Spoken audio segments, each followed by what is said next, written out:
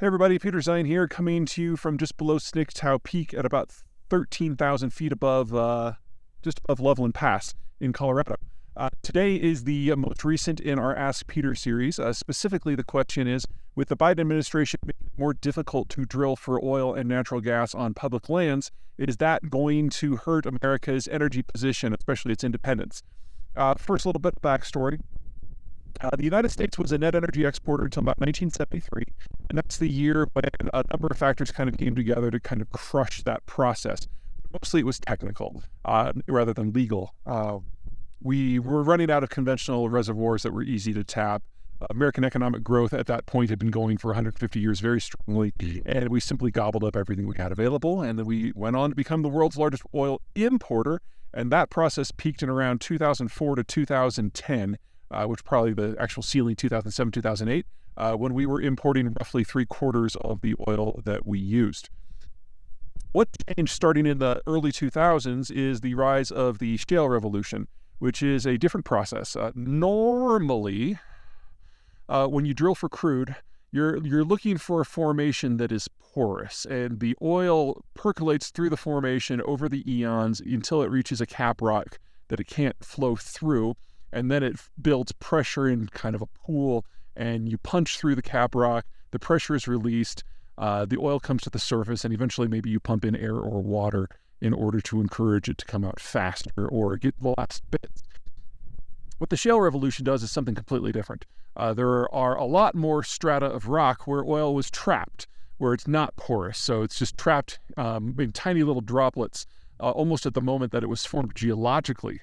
And you then drill laterally through those formations and pump in water to crack the rock open.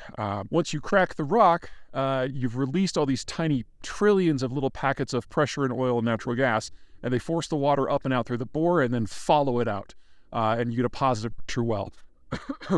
That technology has always existed.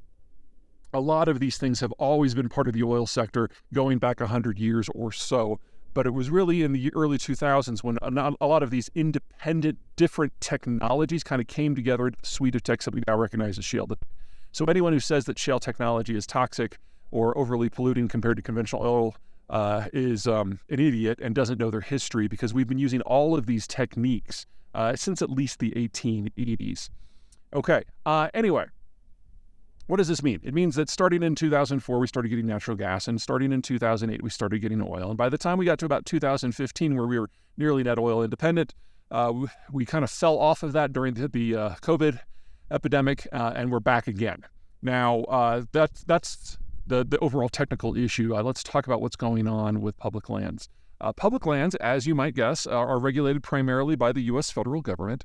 And so regulations at the federal level determine what can be done and what the permitting process is, what the regulatory structure is, what the pollution quotients can be, what water usage can be, all that good stuff. And so based on who is running the administration, the EPA and the Energy Department work for the White House, and they can determine exactly what can flow and how. This changes administration to administration, but something to keep in mind is whenever the federal government is involved, there are layers of involvement. And because the federal government owns the subsurface as well, the only reason that the federal government will encourage energy production on federal lands is if we're in a situation where energy is scarce, and that is not the situation in the United States. So the last time we had an administration who had to deal with energy scarcity, that was the W. Bush administration. They did loosen up regulations on federal land, especially when it came to natural gas production, and that did allow more energy to flow. But we're talking here like 2-3% of total American output onshore American federal lands. That shrank under Obama, not because Obama tightened up the regulations, although he did, but because it was just so much easier to do it on private lands. When you're, there's just no air up here. When you're on private lands, the landowner has a vested interest in the success of the project, and that encourages more production. In addition, it is regulated by the states, and states have very different approaches to handling energy production. So, for example, in the case of Texas, which is in general considered to be the most pro-energy production state, which it's probably accurate, it takes about 48 hours to get a permit from the state government in order to drill. On federal lands under the Trump administration, which was when we had the shortest period for permitting, it took about 200 days.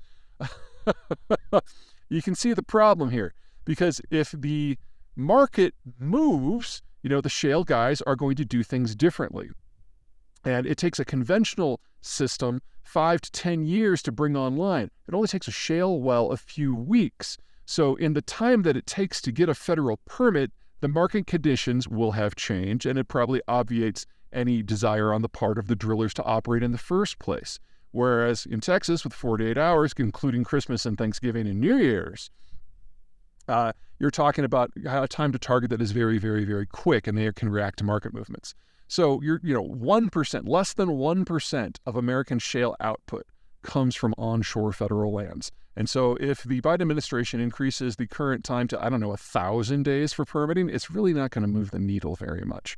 It's a little bit different than the offshore, but with the offshore, you're talking about those longer time horizons of 5 to 10 years. And market moves aren't the primary, at least short-term market moves, aren't the primary reason why companies operate there.